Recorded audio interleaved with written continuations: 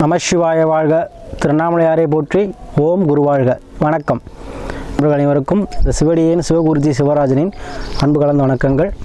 நாம் இன்றைக்கி பார்த்திங்கன்னா இந்த வீடியோவில் செவ்வாய் பயிற்சி பார்க்க போகிறோம். ஏன்னா இப்போ செவ்வாய் பகவான் பார்த்திங்கன்னா ஒரு 45 நாளுக்கு பார்த்திங்கன்னா உச்சமாக போகிறார்.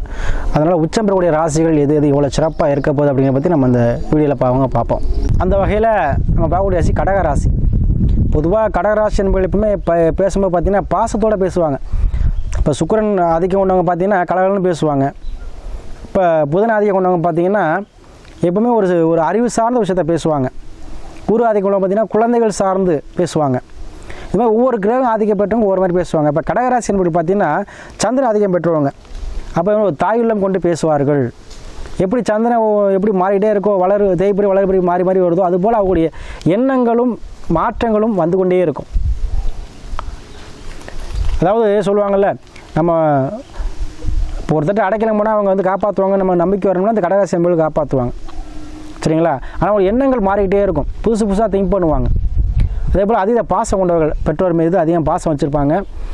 அதிகமாக பாசம் கலந்த பேச்சாக இருக்கும். சரிங்களா? அதில் ஒவ்வொரு நட்சத்திரத்துக்கும் ஒரு சிறப்பு இருக்குது.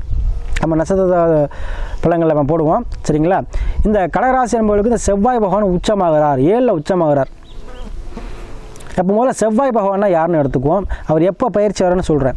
பார்த்தீங்கன்னா வருகிற 5ஆம் தேதி 5/2/2024 பார்த்தீங்கன்னா 15/3/2024 வரைக்கும் கிட்டத்தட்ட ஒரு 45 நாள். அதுக்கு அங்கிட்டும் கொஞ்சம் இருக்கிறார். இருந்தாலும் வந்து அது வரைக்கும் தான் மகரத்தில் இருப்பார்.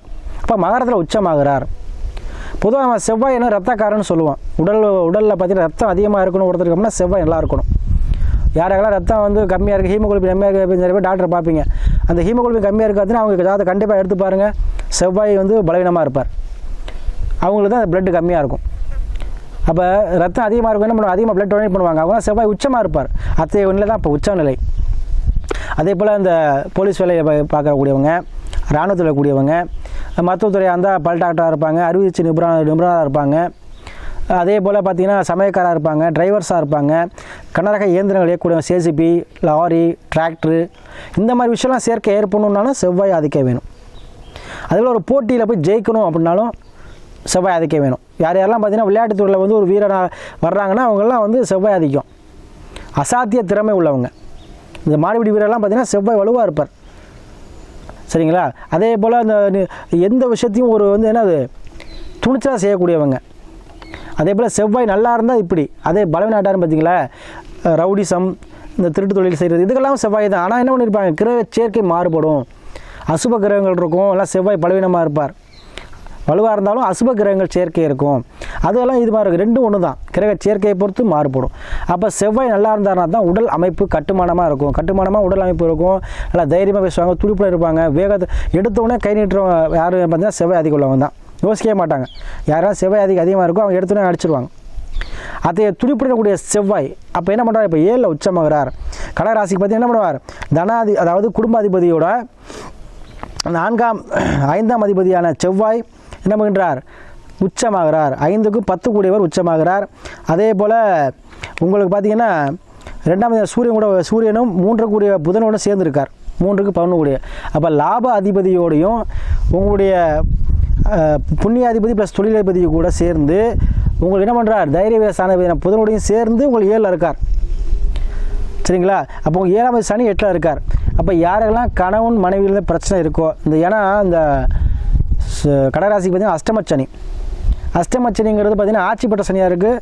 அதெல்லாம் யாரெல்லாம் ஜாதகத்தில் நல்ல நிலைமையில் இருக்காங்களோ சனி பகவான் அவங்களாம் வந்து லாபத்தை கொடுத்துரும். சரிங்களா? மறைவு ஸ்தானத்துலேயோ இல்லை வலுவிலேருந்தோ இருந்தால் மட்டும்தான் பாடத்தை போட்டும். அத்தகைய இந்த அஷ்டமச்சனி காலகட்டத்தில் இந்த செவ்வாய் உச்சமாவது பார்த்திங்கன்னா நிறையா பேர் வெளிநாடு போகணும்னு நினச்சி வந்துருப்பீங்க. சரிங்களா? நிறையா பேர் இந்த அஷ்டமச்சனி காலத்தில் நிறைய பேர் வெளிநாடு வெளிமாநிலம் போயிருப்பீங்க, ட்ரான்ஸ்ஃபர் ஆகிருப்பீங்க. நிறைய பேர் வேலை கூட இழந்திருப்பீங்க. அவங்களுக்கெல்லாம் திரும்ப கிடைக்கக்கூடிய வாய்ப்பாக இந்த செவ்வாய் பகவான் உச்சமாகக்கூடிய காலங்கள் அமையும். ஏன்னா செவ்வாய் பார்த்தீங்கன்னா அந்த ராசியில் பார்த்தீங்கன்னா 3 நட்சத்திரம் இருக்குது, உத்திராடம், திருவோணம், அவிட்டம். அப்போ இந்த உத்திராடம், திருவோணம், அவிட்டம் போகும்போது உத்திராடத்தில் போகும்போது உங்களுக்கு குடும்ப பிரச்சனை, எல்லாம் இந்த கடகராசி குடும்பத்தில் பிரச்சனை, ஹஸ்பண்ட் ஒய்ஃபில் பிரச்சனை, வருமானம் இல்லைங்க, இருந்த வருமானம் போயிடுச்சு அப்படின்னு யாராவது சொல்லி அவங்களுக்கு இந்த 45 நாள் காலகட்டம் வருமானம் சூப்பராக இருக்குங்க. குடும்பத்தில் ஒரு மகிழ்ச்சி பிறக்கும், குடும்ப சண்டைகள் தீரும். சரிங்களா? ஏன்னா தனாதிபதியோட குடும்பாதிபதியோடு சேர்ந்துருக்கனால. அதே போல் உங்களுடைய 5ஆம் அதிபதி என்ன பண்ணுறார்? சேர்ந்துருக்கார், உச்சமாகிறார். அப்போ பூர்வீகம் சார்ந்து யார் யாரெல்லாம் பிரச்சனை இருக்கோ அதுக்கெல்லாம் ஒரு சுமூகமான தீர்வு கிடைக்குங்க. அதே போல் உங்களுடைய 3ஆம் அதிபதி சொல்லக்கூடிய புதன் பகவான் லாபாதிபதியாக புதன் பகவான் செவ்வாய் சேர்ந்துருக்கார். அப்போ 3ஆம் அதிபதிங்கிறது பார்த்தீங்கன்னா உங்களுக்கு தைரிய வீரிய ஸ்தானம், முயற்சி ஸ்தானம். அப்போ எடுக்கக்கூடிய முயற்சிகள் அனைத்தும் உங்களுக்கு சக்ஸஸ் ஆகக்கூடியது, அதாவது தன்மையை கொடுக்கும். ஏன்னா 7ஆம் பாவங்கிறது வெற்றி பாகுவம், கலத்திர ஸ்தானம், மனைவி ஸ்தானம். அப்போ மனைவி மூலமாக உங்களுக்கு ஆதாயம் கிடைக்கும். மனைவி எடுக்கக்கூடிய முயற்சி உங்களுக்கு ஒரு நல்ல ஒரு பலனை கொடுக்குங்க. மனைவி வந்து உங்களுக்கு அதிகமாக ஹெல்ப் பண்ணுவாங்க. மனைவி சொல்கிறத கேட்டிங்கன்னா உங்களுக்கு நல்லாயிருக்கும். அதே போல் 7ஆவது 8ல் இருக்கனால யாரெல்லாம் கணவன் மனைவி பிரச்சனை இருக்கோ கொஞ்சம் விட்டு கொடுத்து போகிற நல்லது. ஏன்னா அஷ்டமச்சனையாக இருக்கனால கொஞ்சம் விட்டு கொடுத்து செல்வது, கணவனோ மனைவியோ பொதுவாக என்ன பண்ணணும், கொஞ்சம் அனுசரணையாக செல்லணும். சரிங்களா? ஏன்னா 8ல் இருக்கிறனால. அதே போல் புதிதாக எந்த ஒரு என்ன பண்ணக்கூடாது, ஒரு ஜாமீன் போடக்கூடாதுங்க. புதிதாக போய் யாரையும் ஜாமீன் போடுறது, அவங்களுக்கு ஏந்திட்டு போகிறது அதெல்லாம் வச்சுக்காதீங்க. அதே போல் இருக்கிற விலையை விட வேண்டாம். அதே போல் என்ன பண்ணுங்கள், வெளிநாடு வெளியூர் வெளிமாநிலம் செல்லக்கூடிய அன்பு யாராக இருந்தாலும் கண்டிப்பாக வெளிநாடு வெளியூர் சொல்லி போவீங்க. அதே போல் உங்களுக்கு பார்த்தீங்கன்னா 9ல் ராகு இருக்கார். அதே போல் உங்களுக்கு 6ல் வந்து பார்த்தீங்கன்னா சுக்கிர பகவான் இருக்கார். அப்போ பணங்காசு விஷயத்தில் இருந்த பிரச்சனை தீரும். பணங்காசு விஷயமாக கடன் பிரச்சனை யாரெல்லாம் இருக்கும் அவங்களாம் கடன் எடுக்கக்கூடிய தன்மையை கொடுக்கும். அதே போல் உங்களுக்கு 10ல் குரு இருக்கிறதுனால கண்டிப்பாக தொழில் விஷயத்தில் இருந்த முடக்கம் தீரும். தொழில் தொடங்கக்கூடிய காசு பணம் யார்ட்டும் இல்லைன்னு சொல்கிறவங்களுக்கு கண்டிப்பாக கிடைக்கும். அதே போல் பூர்வீக சொத்துக்களில் வந்து உங்களுக்கு கிடைக்கும். மண்ணு சேர்க்கை ஏற்படுங்க. இடவாசி என்பவர்கள் யாரும் கண்டிப்பாக சொல்கிறேன், நான் 2 சென்ட் இடமாச்சும் புதுசாக வாங்குவீங்க. இல்லை ஒரு வீடோ இல்லை ஒரு இடமோ இல்லை வீட்டோட வாங்குறதோ ஏதோ ஒரு வகையில் உங்களுக்கு கண்டிப்பாக நடக்கும். நான் குறித்து வச்சுக்கோங்க. கண்டிப்பாக அஷ்டமசனி காலத்தில் அதுவும் செவ்வாய் உச்சமாகும் பொழுது கண்டிப்பாக மண்ணுமனை யோகம் கண்டிப்பாக உங்களுக்கு உண்டு. 8ல் ஆட்சி பெற்ற சனியாக இருக்கிறார். திடீர் யோகத்தை கண்டிப்பாக மண்ணுமனை சார்ந்து உங்களுக்கு கொடுப்பார். அதே போல் யாருக்கெல்லாம் குழந்தை பாக்கியம் இல்லைன்னு சொல்லக்கூடிய யாராக இருந்தாலும் சரி அவங்களுக்கு கண்டிப்பாக குழந்தை பாக்கியம் கிடைக்கும். ஏன்னா உங்களை 5ஆம் அதிபதி உச்சமாகிறார். இப்போ குழந்தைகள் மூலமாக உங்களுக்கு வந்து மகிழ்ச்சி கிடைக்கும். குழந்தைகளுக்கு யூனிஃபார்ம் போட்ட வேலை வேணும்னா கண்டிப்பாக நீங்கள் ட்ரை பண்ண சொல்லுங்கள். குழந்தைகளுக்கு வந்து அரசு வேலை வேணும்னா ட்ரை பண்ண சொல்லுங்கள். கண்டிப்பாக கிடைக்குங்க, அந்த காலகட்டத்தில் கிடைக்கும். அது குழந்தைகள் வந்து என்ன பண்ணுவாங்க, சூடை போட்டு ஒரு ப்ரைவேட் கம்பெனியோ இல்லை கவர்மெண்ட்லையோ ஏதோ ஒரு வகையில் வேலை இல்லாதவர்களுக்கு வெளியே போய் வேலை கிடைக்கும். குழந்தைகளுக்கும் கிடைக்கும், உங்களுக்கும் வேலை இழந்தவங்களுக்கு வேலை கிடைக்கும். ஏன்னா உங்களுக்கு வந்து பார்த்திங்கன்னா செவ்வாய் வந்து உங்களுக்கு 5ஆம் அதிபதியாக வருகிறார். அது உச்சமாகும்போது கண்டிப்பாக ஒரு 10க்கும் 5ஆம் அதிபதியாக வந்து உங்களுக்கு 10க்கும் அவர் தான். அப்போ தொழில் இருந்த பிரச்சனை, தொழில் முடக்கம், தொழில் இருந்த சரிவு, தொழில் இருந்த மந்தத்தன்மை நீங்கக்கூடிய காலகட்டமாக அந்த காலகட்டம் இருக்கும். ஏன்னா 7ல் உச்சமாகும்போது உங்களுக்கு என்ன ஆகும் அப்படின்னா உடம்புலையும் மனதளவுலையும் நீங்கள் தைரியமாயிருவீங்க. அப்போ தைரியம் வந்துட்டாவே எல்லாமே எல்லாமே உங்களுக்கு சக்ஸஸாக முடிஞ்சிடும். அப்போ ஒரு வெற்றிக்கு காரகர், வெற்றிக்கு வந்து உரியவர் யாருன்னா செவ்வாய் பகவான் தான். அனைத்துலேயும் வெற்றி கொடுக்கக்கூடிய கிரகம் செவ்வாய். சரிங்களா? மங்களகாரன்னு சொல்லுவோம். சரிங்களா? அப்போ செவ்வாய் பகவானோட ஆதிக்கம் எல்லாமே நம்ம எதுவுமே செய்ய முடியாது. ஒருத்தர் செவ்வாய் வீக் ஆகிட்டாவே உடல்நிலை படுத்துருவான். அப்போ உடல் சரியாக போயிட்டேன்னா ஆகும், நம்ம எந்த வழியும் செய்ய முடியாது. அப்போ உடம்புக்கு காரகன் செவ்வாய் பகவான் தான். சரிங்களா? அதனால் இந்த உடல் வலிமை பெறும் காலமாக இந்த காலகட்டங்கள் உங்களுக்கு அமையும். சரிங்களா? அதே போல் கடகராசி என்பவர்களுக்கு 7ல் செவ்வாய் உச்சமாகும் பொழுது வெற்றியாகும்.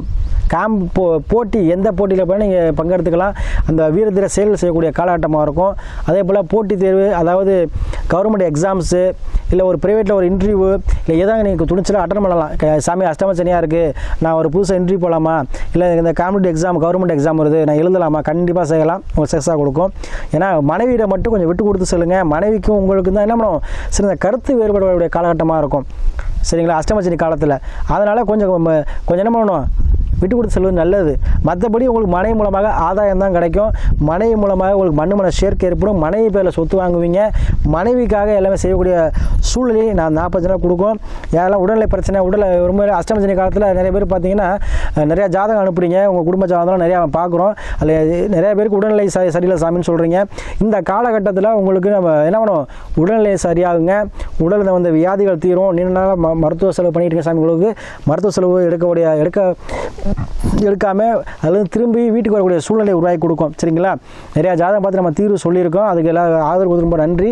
அதே போல் இந்த காலகட்டம் வந்து உங்களுக்கு உடலில் இருந்த பிணிகள் நீங்கும் காலமாக இந்த காலகட்டம் அமையும்.